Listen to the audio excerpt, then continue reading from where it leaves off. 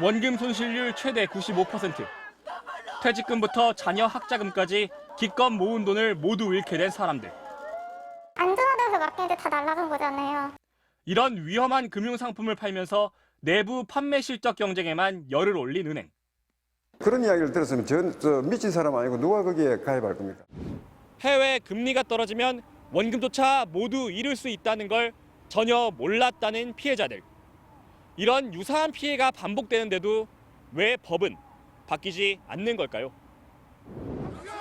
2008년 금융위기 당시 중소기업 줄도산을 불렀던 키코 사태.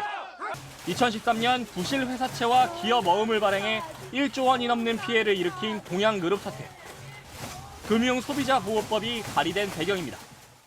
금소법이라 불리는 이 법안의 핵심은 입증 책임을 누구한테 물을 것인가와 손해보상을 해주는가에 있습니다. 지금은 금융상품 판매에 문제가 있었다는 사실을 소비자가 직접 증거를 모아서 증명해야 합니다.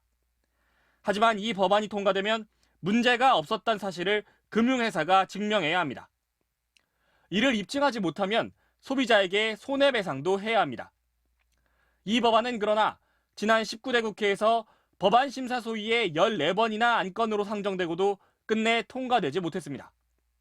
이번 20대 국회에서 또한 진전되지 않던 논의가 최근에서야 큰 전환점을 맞았습니다. DLF 사태로 피해자가 속출하자 본격적인 논의를 시작한 겁니다. 열흘 전 열린 국회 정무위 법안 소위. 당시 회의록엔 금소법에 대한 의원들의 입장이 고스란히 담겨 있습니다. 금소법 도입에 찬성한 건 김병욱, 최운열, 이하경, 장병완 의원. 이 중 김병욱 의원은 금융회사의 잘못을 입증하려면 소비자가 녹음기를 다 가져가야 하고 영상도 녹화해야 하는데 안 된다며 금융기관에게 입증하게 하는 게 더 수월하다고 말했습니다. 같은 당 최운열 의원 또한 금소법을 도입하면 금융회사들이 문제가 되는 상품 판매를 최소화할 것이라고 지적했습니다. 하지만 반대의 목소리를 낸 의원도 있습니다. 한국당 김진태 의원입니다. 김 의원은 잘못한 것을 입증해야지 잘했다는 것을 어떻게 입증하냐며 이는 소송법의 원칙에 벗어난다고 주장합니다. 또 그렇게 하다 보면 어디 무서워서 금융상품을 개발할 수 있겠느냐며 기업 활동을 위축시킬 거라고 밝혔습니다. 결국 금소법은 이날 법안 소위를 통과하지 못했습니다. 소위에선 관례적으로 모든 의원이 만장일치로 동의해야 법안이 통과되는데 김 의원이 반대 입장을 명확히 했기 때문입니다. 김 의원에게 더 자세한 이야기를 듣고 싶어 인터뷰를 요청했지만 지역구 일정을 이유로 응하진 않았습니다. 이런 상황 속에 애가 타는 건 전 재산을 거의 날리다시피 한 서민들.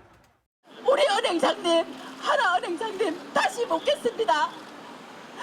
1억 원을 안전하게 은행에 맡겼는데 왜 망원이 되었습니까?